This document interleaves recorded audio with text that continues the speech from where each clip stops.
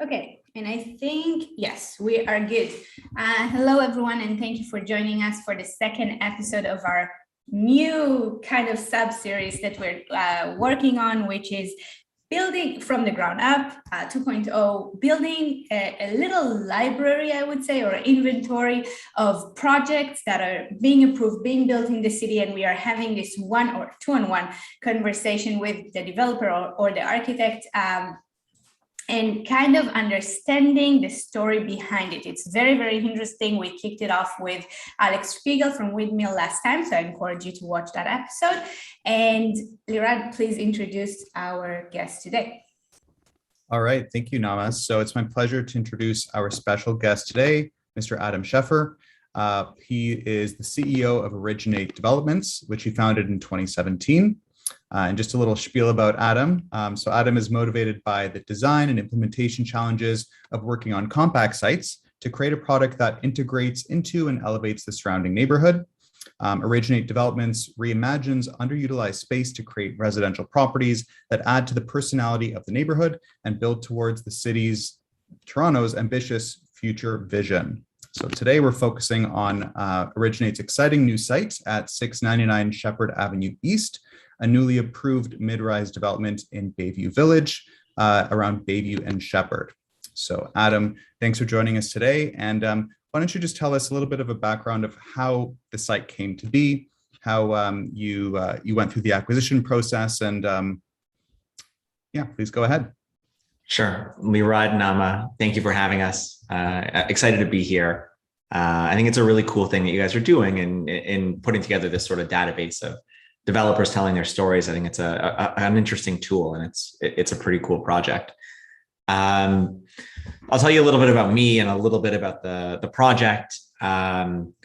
I've been investing in real estate since, I was able to, I guess, in 2014. I had a really great mentor who at the time was my boss in a non-real estate related venture. And I watched him, grow a real estate portfolio. So I started small, buying a rundown triplex in the annex and fixing it up and, purchasing some student housing stuff. And I grew pretty organically. And as my development slowly got, from one house to 6 townhomes and a little bit bigger, my business partner, Daryl Furston, sort of joined in, and then we looked for financial partners as we grew, and have really pretty quickly picked up steam and moved from doing some really small stuff into some much larger stuff. And it's been a very fun journey, and every day is sort of a learning experience for me as we take each site sort of to the next step, and I'm doing things I haven't done before.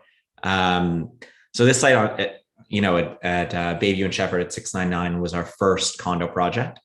And what really excited me about it when I looked at it was I wanted to grow and I wanted to do more and bigger things. And Toronto's a really complicated city to get planning approvals and understand all kinds of risks.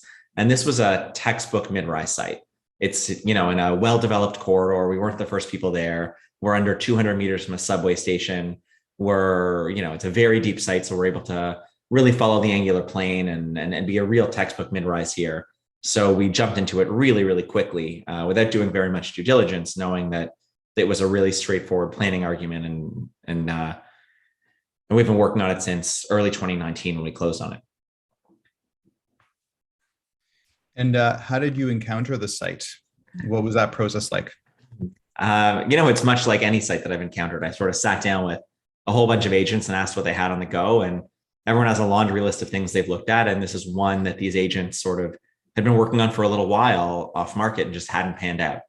The purchasers who had tied it up before us had ended up dropping it. It didn't, totally make sense for them in the end, maybe because of comments the city had made, or maybe their internal underwriting, but it was exactly what we were looking for. So we actually bought the site firm, which is pretty rare, especially for a young developer. It's something we haven't done since, but it just made so much sense to us, and we could really see the vision so clearly that we were pretty aggressive.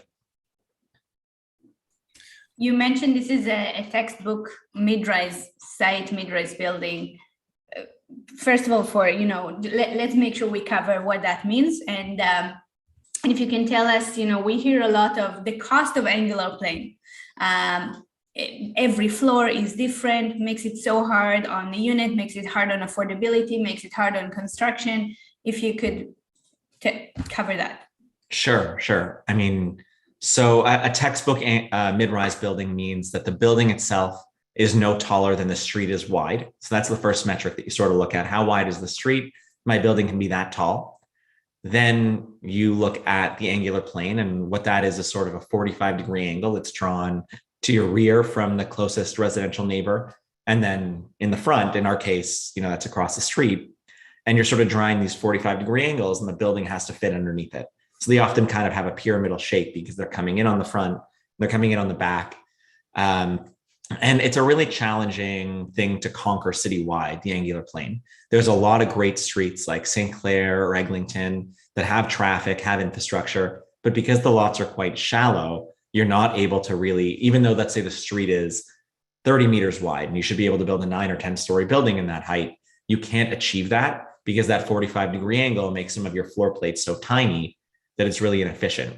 Sheppard's unique in that all the sites on this strip are 280 feet deep. So it's one of the rare places in the city that you can actually build a mid-rise building and follow the city's textbook and, sort of achieve the maximum you can as a mid-rise. So we're building an 11-story building here because it's quite a wide street on Sheppard, and it's such a deep site, we're able to do that.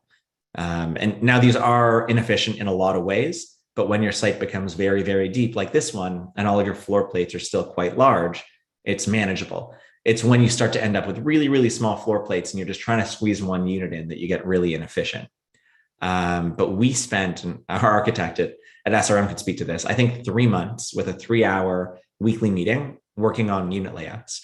There were 174 units, and I think originally over 100 unique unit layouts, which is really challenging from every level to go out and sell those. The sales guys have a giant, book of units, and then to build it with each unit being different, it's so easy for a tradesman to make a mistake and the wrong kitchen goes in or the wrong, framing plans used. So we spent months and months and months trying to condense that, and we got it down to about 50 unique unit types, many of which really are quite similar to each other, but legally are different.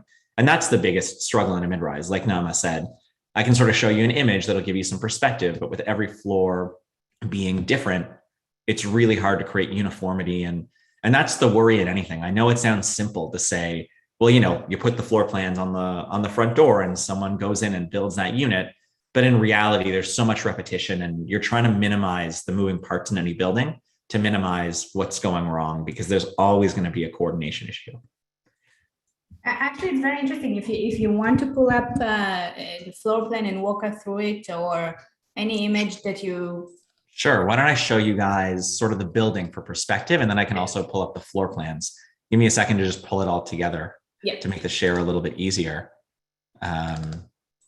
Let me just see where I put the... Okay, hold on.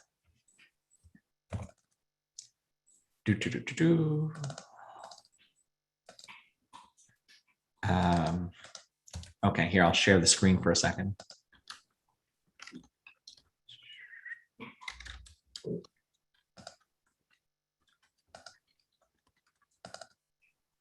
Okay. Oops, that image is not sharing. There we go. Okay. Is that image now sharing? I think you need to share the specific image. All right, one second. Yeah, or just share the entire screen. But yeah, here, I'll share a screen too. There we go. So this is the front of that building, and that's obviously quite standard. You see that one step back, on floor 7. But what really shows you what the mid-rise looks like would be an image here at the rear, where you can see that on each floor, effectively, we're stepping in. So while the front is often uniform, the back changes. And that means the whole floor plate condenses, and we end up with different unit types at the back and in the middles as we're trying to sort of do the jigsaw puzzle of putting it together. We're balancing our own internal goals of what size the unit should be, the city's goals of what unit types we should have, and then the geometric constraints of the building. We also were told to not have just pure terracing and create some more interesting effects. Not that we did that a ton, but as we make the back slightly more unique and not just coming in 3 meters every story, it became more and more challenging to make sure, and you can kind of see it here, to make sure that we're, effectively doing that. Each floor really is different from itself. The main floor obviously is unique. The second floor ends there. You start to see the fourth end here. We then have a step in the front and a step at the rear, and it creates a lot of unique challenges. And I can sort of show you on a set of drawings, sort of, what we're talking about. Like, you look at these floors, and as each one starts to end in a different place, we have to come up with a unique unit here versus here. And then that impacts this unit here and this unit here. I know this is a pretty technical drawing and no one's seeing it in a very large format, but that compression starts to make quite a few changes. And as we go higher up in the building and we see stepping at the front as well, we end up with this very large terrace here. We now had a change on this floor plate where the front of the building is not where it was the floor before. The back of the building is not where it was the floor before. And we're just sort of fighting to create a degree of uniformity.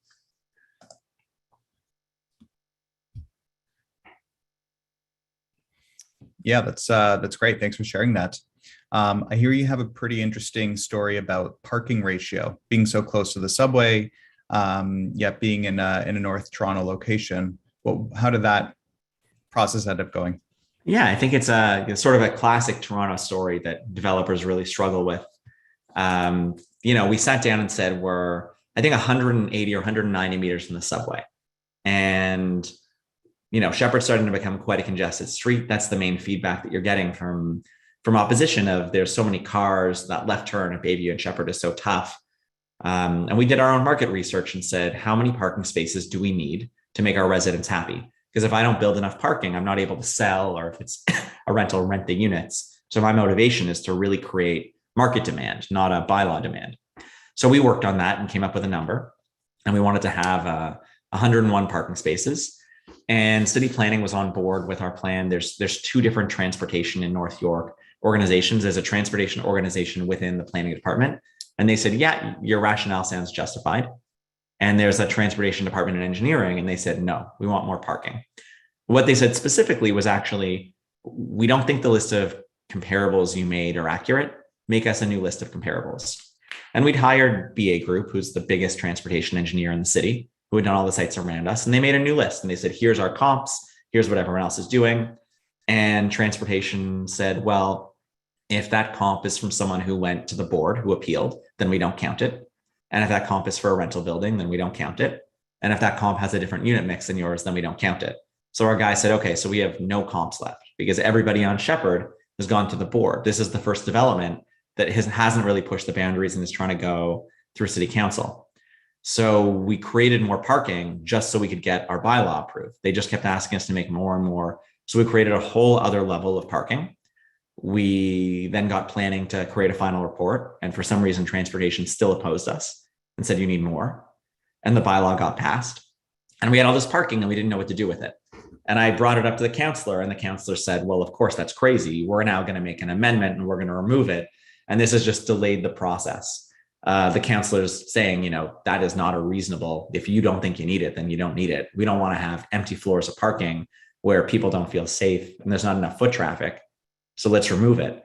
And that process has sort of slowed us down in trying to remove parking. It was supposed to go to council today, actually. And unfortunately, the councillor, I believe, had a family emergency and isn't making it to council. So it got pushed off till next month. And who knows what happens next month. It's just a classic example of, you're doing what makes sense from a planning perspective. And there's competing city agencies that have their own agendas and make things more challenging than they need to be. Adam, you mentioned 101 parking spots for how many units in total? There's 174. So we were proposing a 0.55 ratio or something like that. Yeah, okay. And can you share with us a little bit about your market analysis, how you landed on that, like smaller units you assume don't need that, or because Sheppard, I know it's a really good school district, but obviously if you have smaller units, it's not really much of the same market. So can you walk us through the rationale of how you landed on your parking ratio and 0.55 or 0, what the city wanted, by the way? They didn't even give us a number. When we came up to like 0.68, they still opposed us. Mm-hmm. It's an interesting question. Speaking on more of a global level, I think what we're finding is that underground is really expensive to build. We're looking at about $85,000 to $90,000 per spot on average on this site. And naturally, that gets more expensive as we go incrementally. The first handful of spots were cheaper than the last. So parking becomes a real expensive item. We sell it typically for a loss, but we're still selling it for a lot of money. We might spend $85,000 and sell it for $65,000. So what you're finding is that added cost is driving people in condos to drive less. They can get a larger unit instead of getting a parking space. We see that both from renters and from buyers. So when you look at an end user buyer, Nama, I know you've spoken a lot about how location is your number one and you think you'll be in a condo for a long time. And I know your family is a non-car family. And that's an example of someone saying, I would much rather keep your downtown. It could be $100,000 for a spot. Keep that money in my pocket and have a better unit, and spend some money on a car share and whatever. And then you have the investor buyer who's saying, this doesn't make sense to me. I don't have enough people that are renting in a condo that actually want to pay for the spot and want to rent it for me. So why would I go out and buy that spot today just so it'll sit vacant or get me no added value? So when we looked at neighboring condos for sale, we often saw that they were left with parking spaces deep in their sales program. And they were really working and incentivizing people to buy them. And they'd created them really for the city's perspective, not because they thought that was the market demand. And now keep in mind, and if anyone from the city is listening, please just cover for a second. I can always go back for more parking, right? There's no motivation to us to go and have all this parking to be empty. I would rather take a stab at what I think market demand is. And if I had to, go back to the city who's going to say, yeah, that's okay. You can add more parking and reduce site plan. It would be silly for us to push that in the first place.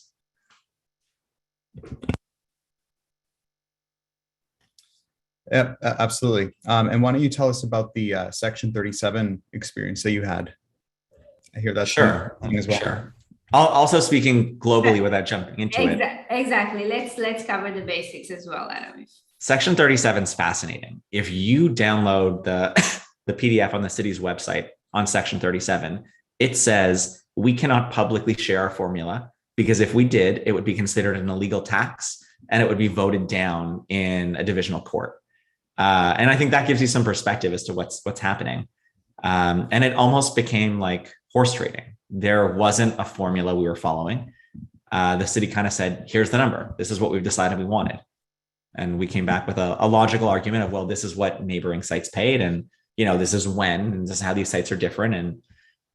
And this is what we think we should do. And we ended up settling, and it, actually wasn't a very long process, but it's a very unusual procedure. And one of the things that cities often do, which is odd, and people don't realize this, is they set up their zoning policies to create Section 37 payments. For example, there's a secondary plan out for this area calling for condos, but we're zoned for one single family home.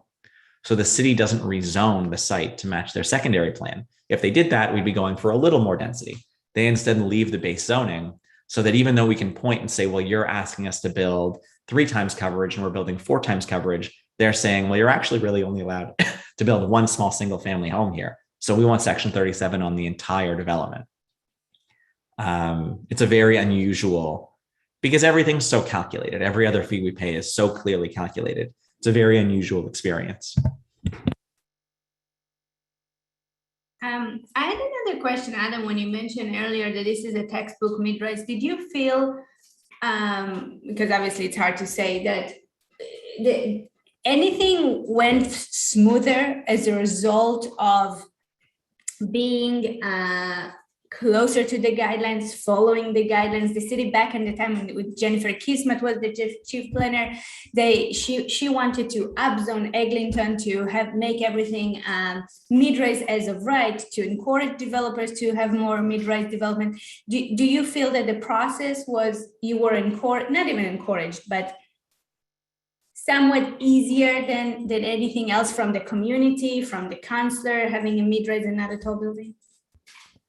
It's hard to say. I would say, first of all, I think Shelley Carroll has been amazing as a counselor here to work with. She's just such a thoughtful, understanding, and planful individual that working with her has been amazing. And I think that's the real reason things went so smoothly. I don't think it's because we were a textbook mid-rise, though. A lot of the feedback we got from the city, for example, that textbook mid-rise, we talked about that 45-degree angular plane. The city came back and said, well, we recognize you're following that to a T, but we don't think the back's interesting enough.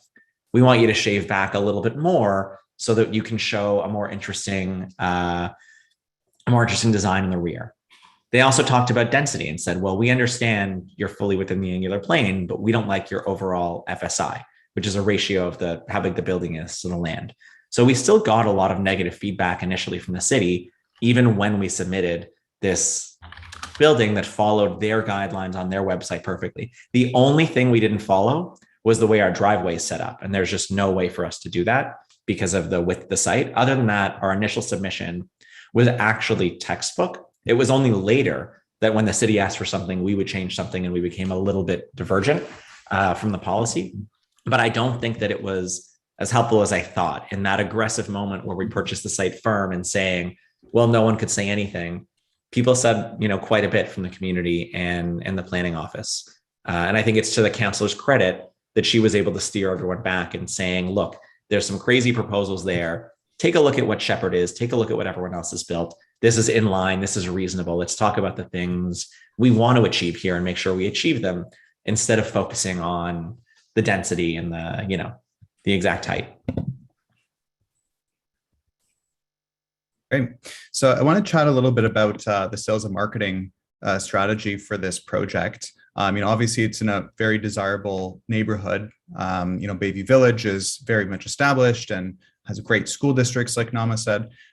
Is there a certain demographic that you're targeting? Is it sort of focused more towards investors who will buy and then rent it out? Or what is your general strategy for this? This is my favorite new topic, by the way, Leroy. I think that Toronto has become this really mature city in terms of development, sort of the way that New York and other apartment cities are. I think that if you go back 10 or 15 years, condos were condos. One's a little nicer than another, but condo prices sold for what condos sell for in a neighborhood. Now, as the market becomes so much more mature, you can really create different products targeting different people, and they could be next door to each other and sell for different prices and have different kinds of units.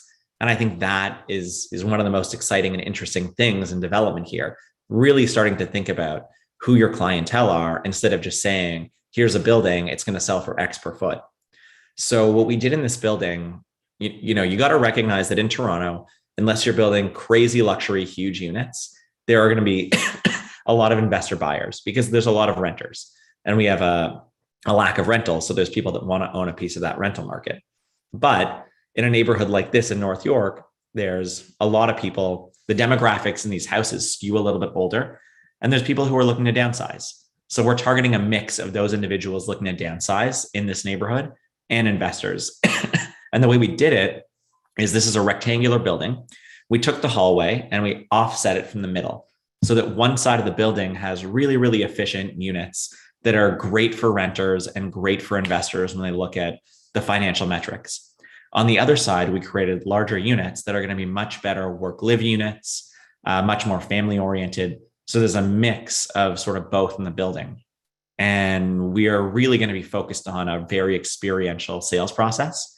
During COVID, things went digital for a really long time, but I think people are just itching to get out and see things and do things. So we're really focused on a super experiential process where, we build out a full model suite. We sort of show people everything. We create a really customized experience where they can sit down with us and change their unit before it goes to market, before it goes to construction. And that's sort of what we're focused on. Now, that may not change anything for an investor buyer who's just looking at our pro forma, but it will make a really big difference for, your aunt who lives in a house in the area and is looking to downsize. And like little things we thought about, for me, I would struggle if I was, I think at that age, not being able to have family over and entertain. So in a small building, we said, we're going to skew really heavy to party rooms. We have 3 party rooms here.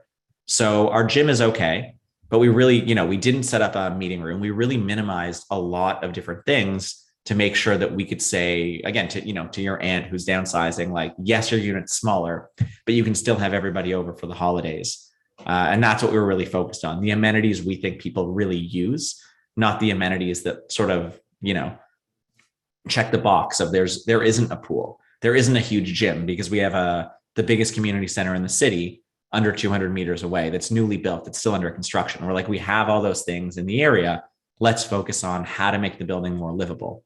The lobby, for example, is set up as a lobby lounge so that people who don't have the space to work in their unit, if there's two people working there, can come down. There's a coffee machine, there's chairs, they put their headphones in. That was sort of our focus, to target both demographics.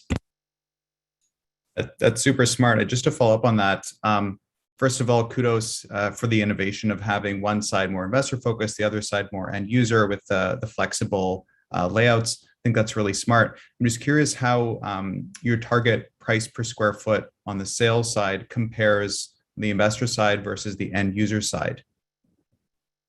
The end user side will be a lower price per foot, as I think is pretty typical. The way that things sell, I know everyone thinks per foot, but the way that I found things really sell is there's a price for a type of unit in an area. So people are going to be willing to pay X number of dollars for a one bedroom. As we make tighter, more efficient one bedrooms for investors, that drives the price per foot. The end user targeted units are larger. They're 2 or 3 bedrooms, and they always get less per foot. And there's a balance. I know this isn't really what you asked, but just for transparency, the interesting balance is, for us, the less units we build, the cheaper the building is. So a developer would be really interested in building something that has larger units. There's less kitchens, there's less development fees. It makes a lot of financial sense that these units are able to sell for less.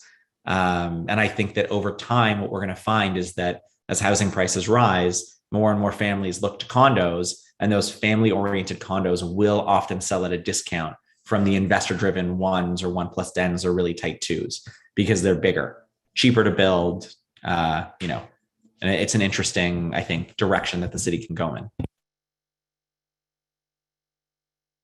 Adam, we have 2 questions. Thank you for this amazing webinar. I agree. How long did it take from first submission to get the rezoning approval and SPA? The first submission was July 2019. 2019, right? Yeah. And we got our approval, I think, August this summer, although the bylaw hasn't gone into effect because of this parking issue. So it was just over 2 years, which is really, really quick. It is quick. Really quick. SPA is not done yet. We've made the submission, but we're still a little while away. But zoning was just over 2 years. Another question from satellite imagery. It looks like there is a home very close to the building's southeast corner. Is that within the angular plane, or is that not residential? Yeah, so there's residential homes to the south of this. There's a fence line behind, and that's a residential neighborhood behind. So that's where the angular plane starts from. It starts from that rear fence line to account for those houses. And that's been an interesting part of, figuring out the rear elevation of the building, what minimizes privacy, what maximizes privacy. There's been a lot of thought that went into the interaction with those houses. We had another question asking about your experience at the OLT, but this project did not have any hearing, or it went through the city. So perhaps they meant as a general question, but this project was approved through the city of Toronto. What is your estimate to obtain SPA? You mean timeline for obtaining SPA? Yeah, so we're resubmitting our SPA now, I think next week. And we're hoping to get our NOAC, which is not full site plan approval, but it's basically the point where the city says, we agree with your site plan, but there's a whole bunch of things you got to meet before we lodge it. So we anticipate receiving that early next year, in probably March, if everything goes, maybe a little earlier, if everything goes according to plan. Okay, and Adam, it's 11:30, and we like to be respectful of everyone's time. I will just say, before Lirad introduces the next webinar, if you enjoyed listening to Adam, and if you like Lirad too, next week we have a special seminar. It's 2 days, 6 hours, and both Adam and Lirad will be expert speakers on their expertise. So here I'll put a link in the chat, and thank you everyone for joining us. Lirad, tell us about the next one. Yep, that's my cue. That's my cue to exit here, guys. No, don't exit yet. No. Yeah, definitely make sure to join us next week. That's going to be a really great seminar, and there's a lot of great, smart minds and excellent work that's been put into that. So I'm sure you're going to get lots of value out of it. So Adam, thank you so much for joining us today. Appreciate you sharing us great innovative project and the process. So I'm sure it was super valuable for everyone. Please join us next time. And Nama, you have to remind me of the date, but we're going to have Richard Witt, principal of Quadrangle, and he's going to talk about Expo 5, which is a 60-story tower that he designed at Vaughan Metropolitan Center. Huge master plan development. And what date is that on? It's November 23rd, so 2 weeks from today. Excellent. Thank you again, Adam. See you everyone next week and next webinar in 2 weeks. Bye-bye.